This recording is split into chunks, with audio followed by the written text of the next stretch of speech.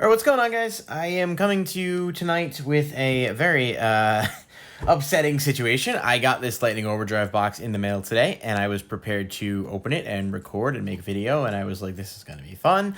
And as soon as I finished recording, the video file did not save, and thereby was deleted. So while I plan to do a Lightning Overdrive box opening, I now have an opened Lightning Overdrive box, and no real video. So, of course, you know, ever the opportunist, I figure we'll just tie this in with my market look at Lightning Overdrive, some of the cards that have come out, what I would be looking to pick up, and what I think is decent in the, set as a whole.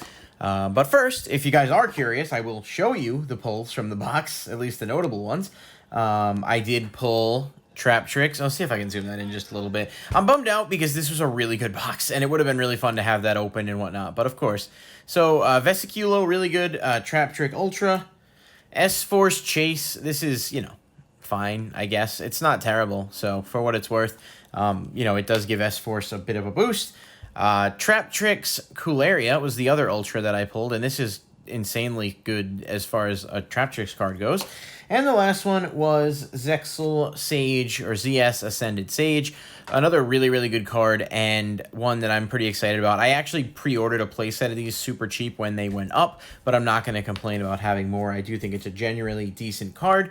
And for my secrets, I got Drytron Beta Fafnir, just an insanely good card for Drytron with some awesome artwork. And, of course, Diviner of the Herald. This was my actual box. These were the pulls. Like, I'm not faking this. There's zero reason to do that. This was the box, which is probably one of the best boxes that, I have seen that doesn't have a Starlight. Obviously, maybe there's a better Ultra you could get instead of S-Force Chase, but for the most part, this is about what you could ask for. And, like I said, the entire video just sort of crapped on me, which is really unfortunate. These are all the commons from the box. I legit opened it, but, yeah, nothing to see there. These are the supers from that. I mean, some neat stuff, I guess. This is a good card. But yeah, so that's what happened. That's why there's no Lightning Overdrive box. I do have other boxes coming in. I will try and record an actual box opening once they do. But I figured I'd at least show you guys the pulls. And what I'm going to do is transition into the market part of the video, taking a look at some of the Lightning Overdrive stuff and sort of just touching on what I think might be solid to pick up and where I am putting my money in terms of looking to pick some stuff up cheap in Lightning Overdrive.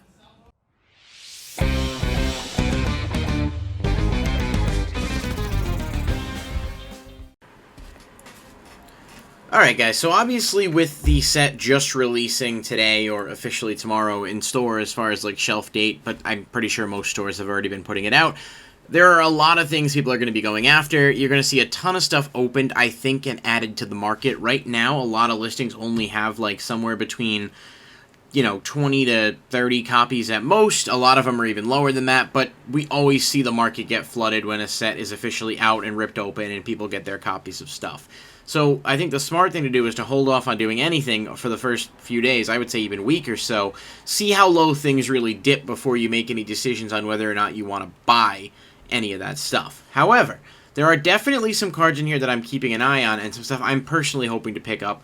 I did score some stuff on decent pre-sales that I picked up in playsets to have, and if these prices continue to drop, that'll be really solid. Obviously, you'll be able to pick this stuff up with the hope of it going up over time. But let's take a look at a few. The Amazement deck is definitely getting some traction among players. People really like it, and it's very trap heavy. It's a different, it's almost like Altergeist-ish, but it's different in terms of the way it functions. But their main boss monster is a really good card that sort of triggers in a similar way to Multi-Faker.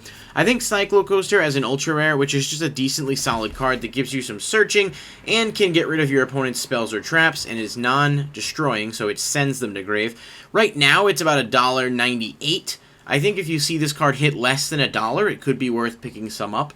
I don't know whether or not the deck's actually going to play it in a large quantity or what it's going to look like in terms of the deck builds, but I think anything like this with potential being under $1 as a trap that a deck could take off and play is worth looking at. Zexal, or ZS Ascended Sage, this feels to me like the sleeper card of the set in terms of value. So if you control no cards, you can special summon this card from your hand. So that's neat in and of itself, obviously. But Photon Thrasher does something similar. A Utopia Xyz monster summoned using this card on the field as material gains the following effect. If this card is Xyz summoned, you can add one rank up magic normal spell from your deck to your hand. So the important thing to note is it doesn't necessarily restrict you to grabbing a rank up magic for Utopia specifically. Raid Raptors have their own rank up magic. Phantom Knights have their own rank up magic. There's plenty of rank up magic cards that are, potentially decent targets. Even Soul Shave Force, this card, doesn't care about what's on the field. So you can make a Utopia the Lightning or Utopia Double or something and still trigger the effect and actually search this from the deck, which does, give you ways to cheat out a lot of monsters that you wouldn't otherwise be able to summon. And that's just one example. But this card as a whole just feels like a really, really solid. As a level 4 that can special itself from the hand, it can search any rank up magic normal spell.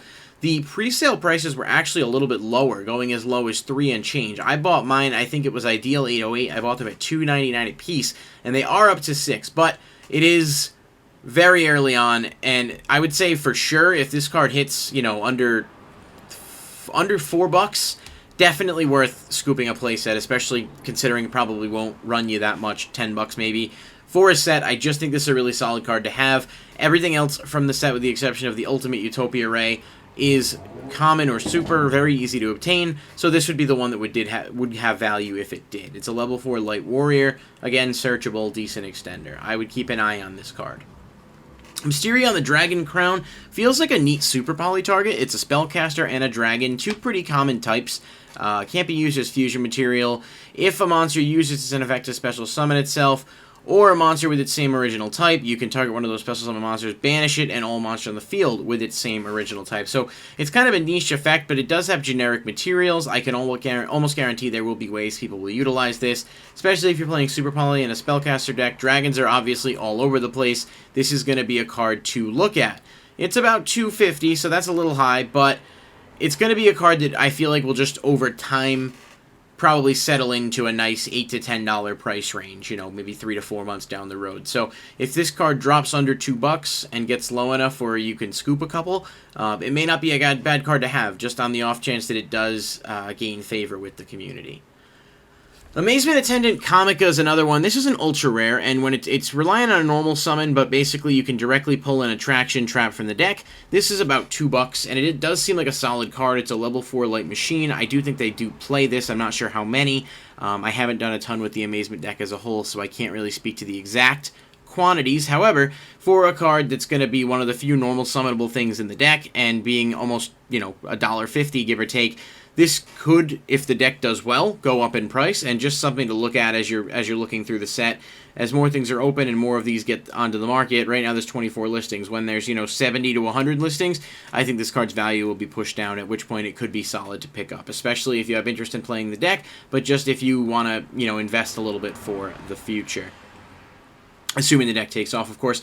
Amazement Administrator Arlecchino is the best card, obviously, that they have, I think. This is basically, if a trap card is activated, you can special summon this card from your hand. You can force equip cards from your deck to your opponent's monsters, and it can destroy cards the opponent controls, so it does a whole lot of stuff. It is an insanely good card for what it's worth, and it is going down, which is nice. It's about 17. It was 21 the other day. I think we'll see this continue to fall down a little bit. I don't know what the price point is that I'd say maybe scoop it at, but if it were to go down to, say, 10, 11, it could be worth picking up a playset of, especially because I do think this deck is going to see some meta representation at some point. Ultimate Dragonic Utopia Ray, this is dirt cheap. Once this goes down a little bit more, you'd be, it'd be remiss not to at least have a couple of these. I think being a Utopia card, being, kind of cool in terms of the way it looks, being a cover card, this card, if you can get them at 50 cents, is not the worst long-term hold. I am actually planning on playing it in the deck, so I did pick a couple up on pre-sale. They were, like I said, dirt cheap. This is just a penny stock that could pay off down the road. Riliona is actually pretty solid. It does lock you into Magistus monsters from the extra deck, so it is kind of unfortunate. However, it special summons one directly from the deck and is built-in effect negation. I don't know how I'm going to feel about it overall, but it's one of those cards that I think on its art alone may end up being value in the future. Magistus is a fun deck that's very much casual, but it could be worth looking at. Again, at $1.31, you could do a lot worse, but again, we're looking at, this is before official release. You might see these drop to less than $1, at which point it might be worth scooping. I think Venticulo here, right now, about $8. We saw it hit 25 over the weekend. There weren't many completed sales at that point, and then it sort of dropped to like 11 and change. You know, it's continuing to go down. I think this will eventually settle between the $10 to $15 range, but you might see it push lower than that for a bit. If you have any interest in playing Trap Tricks, or just, I mean, look at this card being, it's really good in general, but it's just look at this card being that you're probably going to want to have this at an affordable price, because I do think over time it will go up. We saw it with Sarah, we saw it with, you know, generally speaking with Trap Trick cards due to their popularity, it's not uncommon, and I think this will eventually settle around 10, 15. But again, I think you'll be able to wait and see this get pushed down a little bit more, unless there's some kind of random buyout, at which point 8 may not look too bad. But if you look at the number of quantities that people have on market, I mean, someone's got 75 listings. I don't think it's going anywhere anytime soon. So I'd say ride this one out a little bit more, but it's definitely worth scooping at $5 or less. Balotia, the Grand Radiance. I really like this card. I don't know whether or not it's going to be good, but as a hand trap, secret rare, it feels like it has potential. Right now they're 8. If it pushes down lower, I'm absolutely going to grab some. I'd like to see it hit 5 or 6 before I'm comfortable investing in it, but I think it's just going to be a card that's decent to have over time. It's a bit weird in the way it's set up, but it might see use, and it does feel like it has some inherent reward to using it. I don't expect it to see play anytime soon, and will likely end up as the Miradora of this set, like Blazing Vortex, where it settles around $10, but I'm pushing, personally, for it to go down to about 5 or 6, at which point I will then scoop them. Ruddy Rose Dragon, probably just going to be a card you're going to want to have one of, but it's a really good generic level 10 Synchro. The only, like, solid 10 Synchro that we have at this point, I mean, Leo of the Sacred Tree is decent, but that's an older card that's very much outclassed. I just want to have one of these for personal use. Right now it's 14. I don't see it going much lower than that, but I'm hoping it'll hit 12.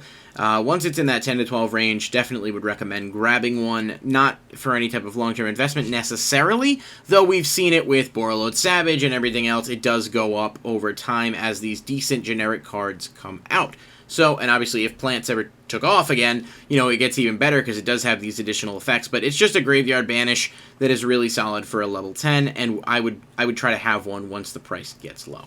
And lastly, Dark Honest. This is a really interesting one because I don't think the card's all that great, but it is very much iconic, and the art is awesome. People wanted a Dark Honest for years, and now we finally have one. It's holding strong at 18. I'm surprised because I did think it was going to drop a bit more before going up over time, but it looks like we're seeing it around 18. I mean, it could push a bit more once sets are open. There's 31 results right now. Some people have like 40 listings, so there's plenty of quantities. I wouldn't pick this up like to play because I don't think it's going to be very good, but if you want to have it for collection purposes, I think you can wait and get it a little bit cheaper than that, and you might see a nice long-term value increase on it. So that's going to do it for me. Just some things I'm spotlighting out of Lightning Overdrive, things I'm personally chasing. Again, I would always just sort of recommend investing at your own risk. I'm not giving you investment advice, just giving you my perspective. I think this set as a whole might be better in the future than it is now, but overall I'm pretty excited to see what some of these cards do, especially in upcoming events. If you guys have any other comments you want to add, definitely drop them down below. Otherwise, please like the video and subscribe for more.